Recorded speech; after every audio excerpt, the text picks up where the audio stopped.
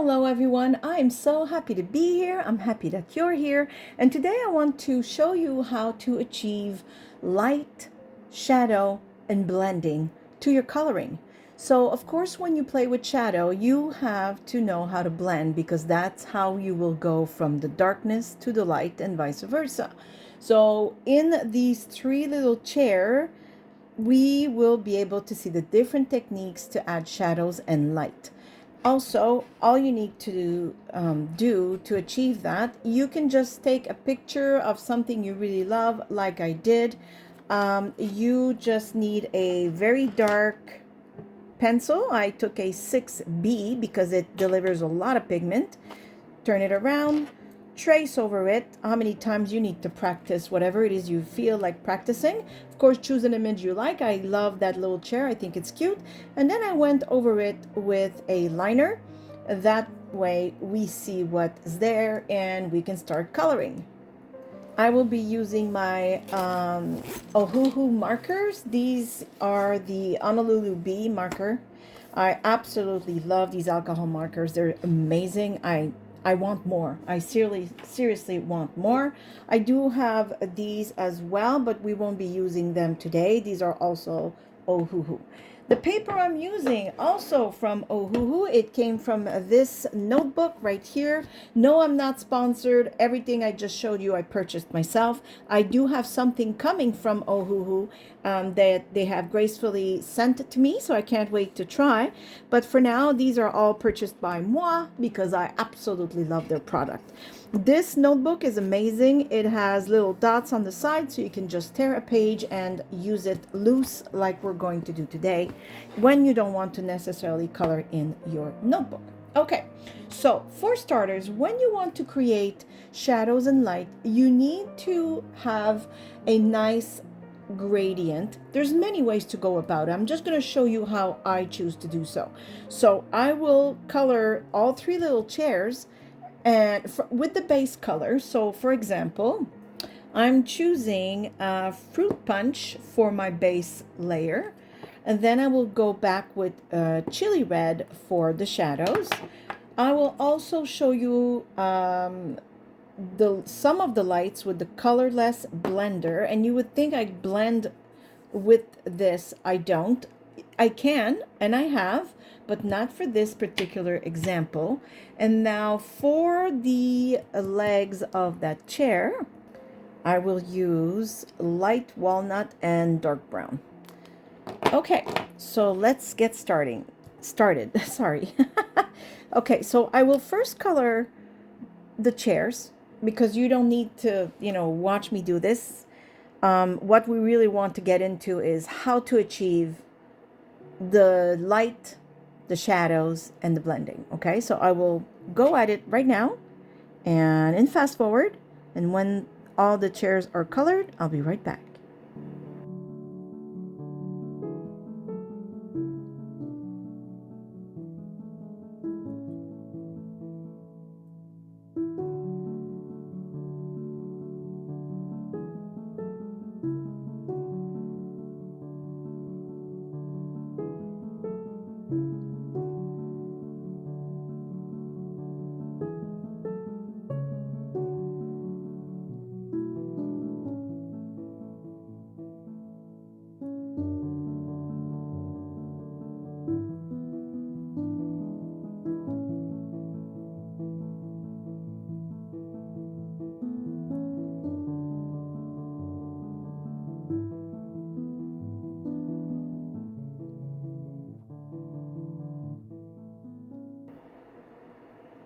Okay, so all three little chairs are colored. I'm just going to zoom in a tiny bit.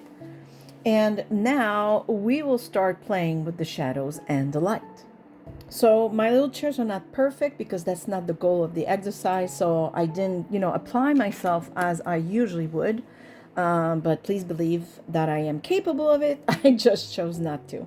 So I will show you the simplest way to add shadows and light on the first little chair. So it could happen, like for example, I absolutely love these Kala series. However, if I'm being honest, there's not enough colors, not for me anyways, and there's only a real red, scarlet. And the other ones are not really red. There's one that's pink, the other one is more like plum. So what do you do if you don't have that many markers and you still want to do some shadows and lights? Well, there are ways to go around that, and that's why I'm showing you, because we don't always have light and dark. Usually if you want to really have a nice shadow, you try and play with at least two of the same color, the lighter version and the darker version, or even three if it's a larger surface where you want to do a nice gradient. Then absolutely three of the same color family, just different shades of it. It is absolutely perfect. So let's say we want to do some shadow on this one. You will take the same color, okay, and all you're going to do is apply again. So we will pretend the light is coming from the top right corner for all of our little chairs, so we are consistent and you can see in the end result. Now this won't show as much because it's a pretty light color. This type of making shadows with the same color works a lot better with browns and darker color, I find, or maybe even a darker red. But if you want, I'm going to do a little swatching on the side here. That's why I have a big sheet so that you can see. We're just going to pretend I'm going to do some red here.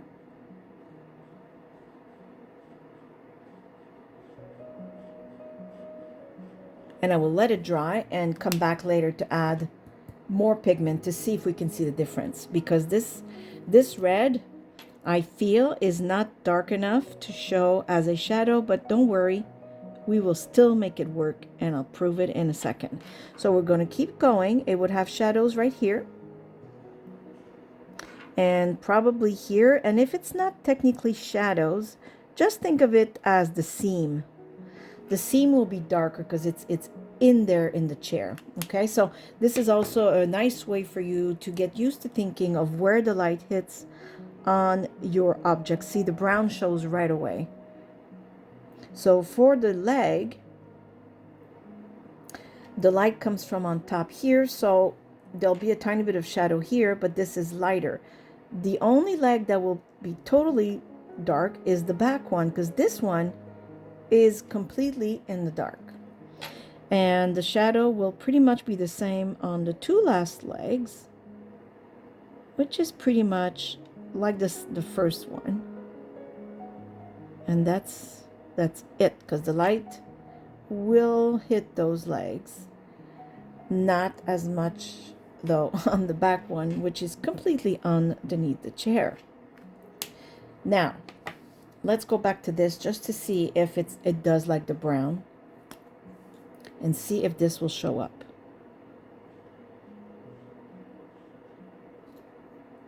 Yes, it does. So it's just the kind of red I've used, but you can still see it. I see it on my camera. I'm sure you can see it too, that this is lighter.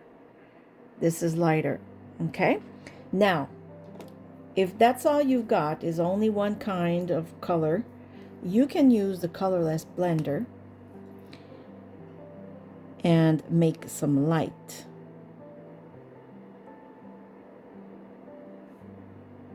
And if I can give you a trick, follow the shape. So since this is a chair, and you can see that it would be plumped and comfy and round, and that's what I'm doing here. And now same thing with here. I will follow,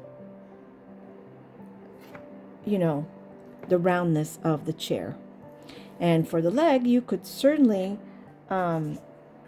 take some pigment out, although I'm not sure how useful it is, because the brown did really do a good job of darkening. But in any case, I'm sure you can now already see the light and the shadow on that chair. Now, here we see it plenty.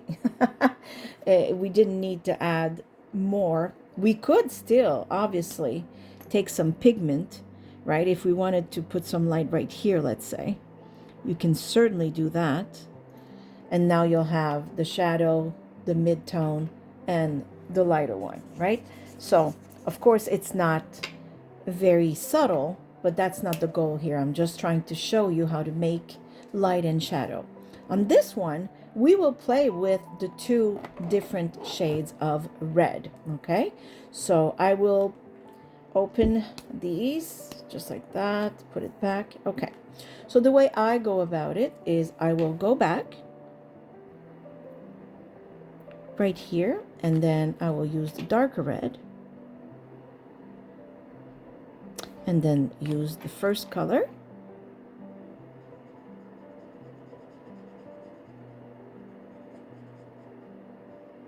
and then go back with the darker one on the very edge. Oop. I go, you know, outside the line today. Like I said, I'm not trying to be perfect. I'm just trying to show you. So of course, mistakes will be made, but in a coloring book, obviously, I would take my sweet time. Here, I just don't want this video to drag. I want you to get as much of this lesson. So we go again with the lighter red. And that's how I blend, because the pigment of the darker red is still wet. So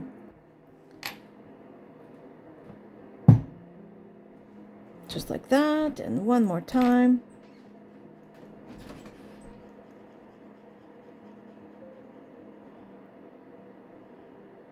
So already, I'm sure you can see how soft the gradient is. And that's the other lesson, is the blending, gradation, je sais pas.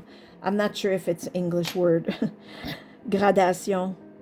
But yes, here, it's really nice and smooth, the transition between the dark and the lighter red. And that is how you can achieve nice subtle shadows. But it's not only for shadows, clearly. It's the blending. It's you know what I mean? Like, this chair now looks really nice and plump. And that's what we're trying to do. See, I just went back on the middle section. I felt like the top needed a tiny bit of plumpiness. I'm sorry if my camera shakes. I need to get a better camera stand. Whoops. That will not be attached to my desk. It's hard because I am filming with my phone. So it's not like I have a camera hanging from the ceiling. This is just my phone. But every time I move the desk, obviously, the camera moves. So you would also have a shadow here, because that's more like the seam, the inside seam of the seat.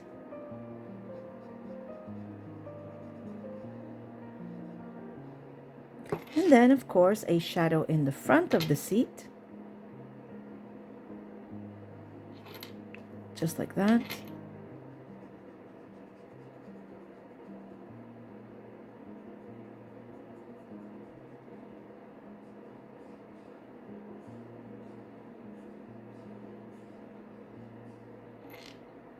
And you can see how smooth and gradual. The gradient is really nice and smooth. And that's what we're trying to achieve here. Now I will do the leg part.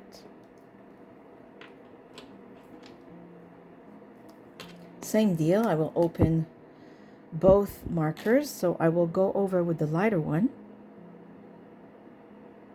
And the lighter, by the way, already does a good job on its own. I'm not even sure how much of the dark was actually needed for this example, but it's okay. It'll just make a darker leg. Now I'm thinking maybe too dark. It's okay. Now the back one is completely dark.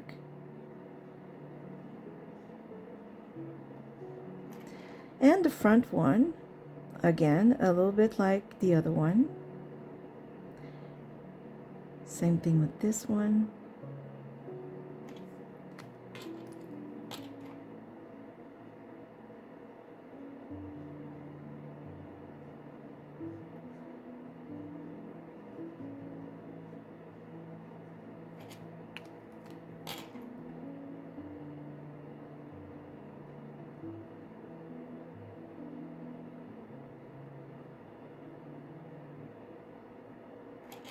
So I don't know if you can see right away.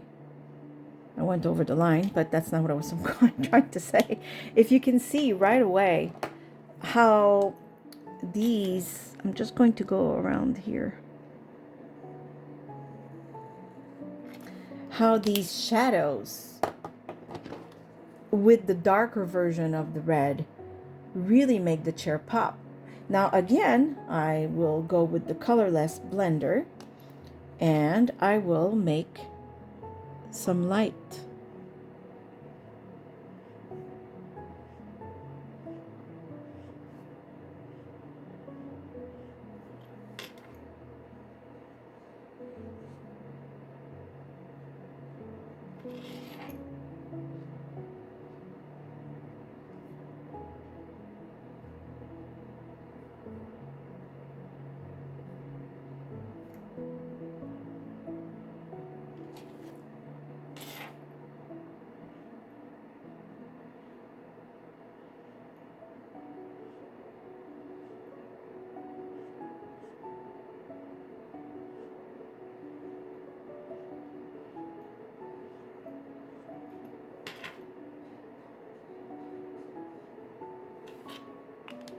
Now, I hope you can see that as well as I can see it, but it's absolutely gorgeous. It it it's coming to life so much, and it's fun that I decided to show you 3 versions because you will be able to see the difference between the 3 of them. And I'm not even brushing on the subject of adding white colored pencil, because that is also another way to add light. If you don't, well, you would probably all have the colorless blenders simply because they come with the alcohol markers, but it's just another possibility. And let me show you on here. I'm not going to show too much because it will shake my whole desk, but see, it's just another way of adding light. See? And you also have a dry version of a colorless blender, which is colorless blender, but for colored pencils. So I don't know if I can show you really well. I'm just going to move this closer. I'm going to color on this, make a very harsh line. Sorry if the camera shakes, it won't be long. Okay, so I don't know if you can really appreciate how harsh the line is. Now I'm going to go over with the colorless blender. I'm going a lot smoother than I would because I'm trying to avoid the camera shaking. Do you see how smooth that this line has become now? So it's very useful. And if you don't have, or if you're coloring with just, wooden pencil, well, this is what it's for, and it's very useful. But sometimes you don't want the light to be so dramatic, maybe, then you can certainly use your white pencil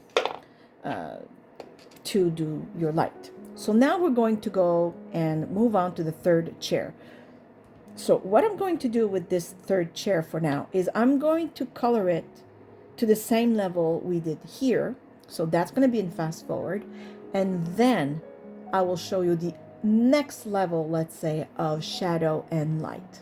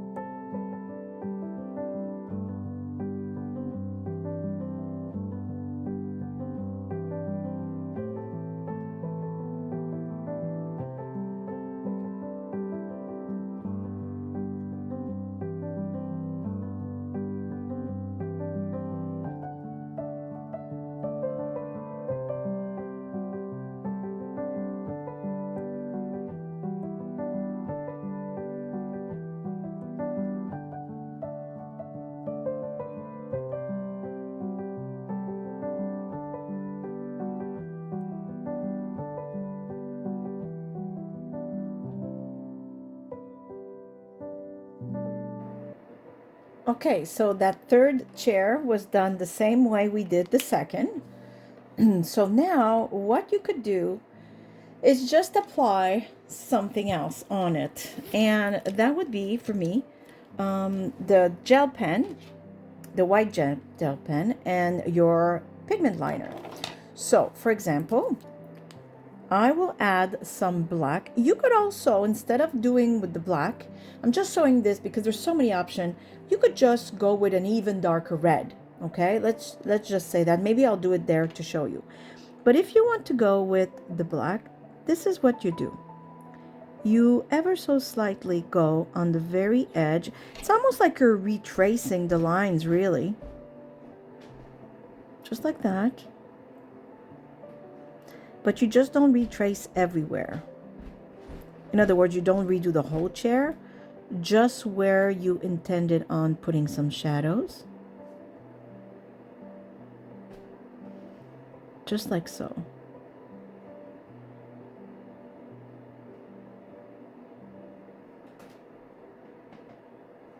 And then, yes, maybe around the corners where there's more shadows, you go a little heavier on the marker. And same thing with the seat here.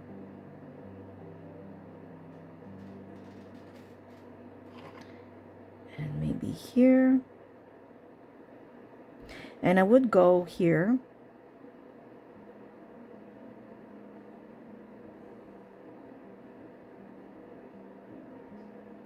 And a tiny bit maybe on the corners of the shadow of the leg.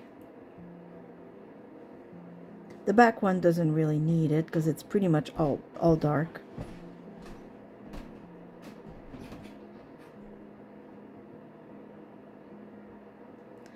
So I don't know if you can already see the difference between the two chairs. It's subtle, but we can see it, and it does make a difference. Now you could also go with the white gel pen. And what you want to do, a little bit like you did with the colorless blender, is that you want to follow the shape that you're coloring. So if it's round or straight or square, then obviously you have to follow that. So here I made, oops, I think my, there, my gel pen was a little clogged up. So I am following the lines, or the roundness, I should say. And here it's straight, obviously. And now you've got another type of light to the chair.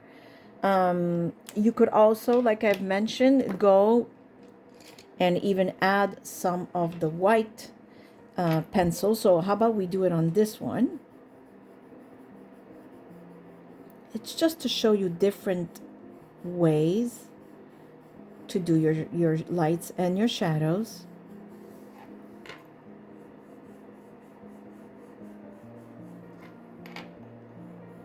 So we've used the colorless blender on this chair, but you can also go back with that white pencil, as you can see, over the colorless blender.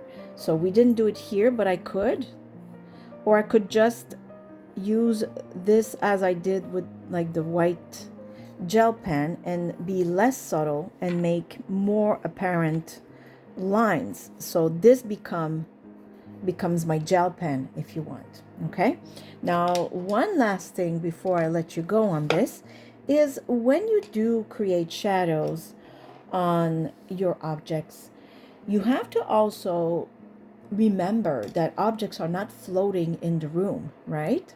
So let's say that the wall behind the chair starts, let's say, right here. Okay, so that's the wall and that's the floor. So your chair is not floating on the floor. It needs some shadow. So I will use a gray color.